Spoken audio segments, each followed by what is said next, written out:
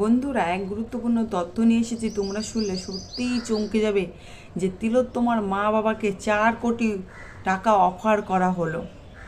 তাহলে চলো পুরো ভিডিওটা দেখতে থাকো, সবটাই জানতে হবে। নতুন একটা ব্লগে সবাইকে স্বাগত। আশা করি তোমরা টাইটেল আর থাম্বনেল দেখে বুঝতে পারছো বা আন্দাজ করতে পারছো যে আজকের গুরুত্বপূর্ণ তথ্য এটাই যে তিলোত্তমার মা বাবাকে কারা 4 কোটি টাকা অফার করেছে, আর এর সঙ্গে কারা কারা জড়িত সবটাই বলবো। প্রথমে তো বলি যে তিলোত্তমার মা বাবা কিন্তু দাবি করছে যে আমার মেয়ের এখনও কোনো ভালোভাবে তদন্ত করা হচ্ছে না।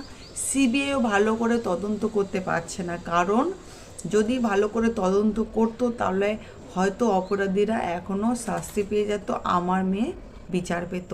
কিন্তু আমার মেয়ের বিচার তো এখনও হলো না, আমার মেয়ের বিচার এখনও হলো না। কিন্তু আবার আমাদের টাকা অফার করা হচ্ছে, মানে সঙ্গে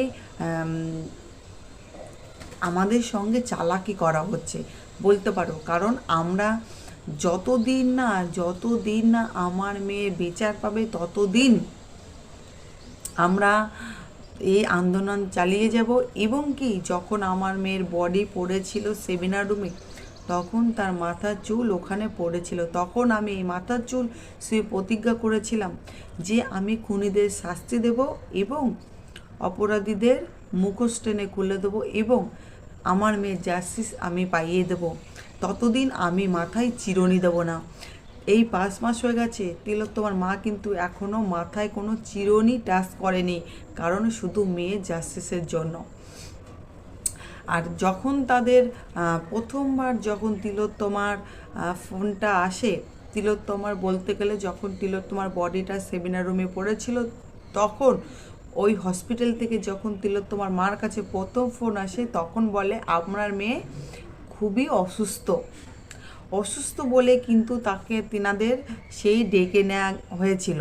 তারপরে আবার বলে আপনার মেয়ে সুসাইড করেছে, এরকম বিভিন্ন ধরনের কথা বলে কিন্তু তাদের ডেকে নেওয়া হয়েছিল। তাদের ডেকে নেওয়ার পরে নিয়ে গেছিলো সেই তালাটানাতে নিয়ে যাওয়া হয়েছিল তিলোত্তমার মা বাবাকে। তালাটানাতে নিয়ে যাওয়ার পরে তখন দেখে 10-12 জন পুলিশ ছিল, কিন্তু দিনের শেষে দেখা গেছে 200টা পুলিশ ওখানে জড়িত হয়ে গেছে, মানে জড়ো হয়ে গেছে।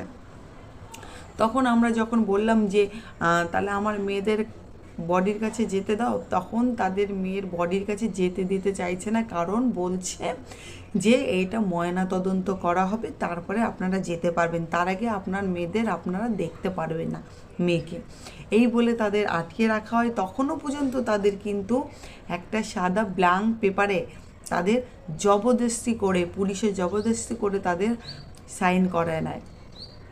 সাইন করে নিয়ে কিন্তু তাদের সঙ্গে অনেক খারাপ ব্যবহার করে। এবং কি, অপূর্ব বিশ্বাস যেটা বলেছিল, ময়না তদন্ত করেছিল, তিনি বলেছিল যে আমি যদি তাড়াতাড়ি যদি পোস্টমর্টমটা না করতাম তাহলে রক্তগঙ্গা বইয়ে দেবো, এরকম বলেছিল।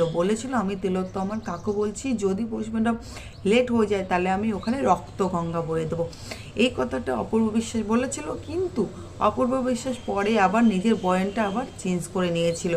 তিনি বলেছে না এরকম কিছুই বলেননি, এই কথাগুলো বলছে। আর এখন তিলোত্তমার মা বাবাকে এসে পরশুদিন তিলোত্তমার মা বাবাকে যখন এখন বলছে যে সঞ্জয় দোষী বলে দাবি করছে, তখন তিলোত্তমার মা বাবা বলেছে সঞ্জয় একা দোষী না, এর সঙ্গে একাধিক মানুষও জড়িত আছে। সেই কারণে কিন্তু তিলোত্তমার মা বাবাকে পরশুদিন কিন্তু আবার কিন্তু 4 কোটি টাকা অফার করতে এসেছিলো তৃণমূল থেকে কিন্তু সন্দীপ ঘোষ এবং সন্দীপ ঘোষ ছাড়া যে সন্দীপ মুখার্জি, তিনি তৃণমূলের হয়ে এখন কাজ করে, তিনার সঙ্গে আরও একাধিক ব্যক্তি এসেছিল তিলোত্তমার মা বাবাকে 4 কোটি টাকা অফার করার জন্য। কারণ তেনারা বলতে চাইছেন এই কেসটা ঢাকার জন্য, বা এই কেসটা যেন ওপেন না করে। এতে বোঝা যায় যে এর সঙ্গে একাধিক মানুষ জড়িত আছে, সেটা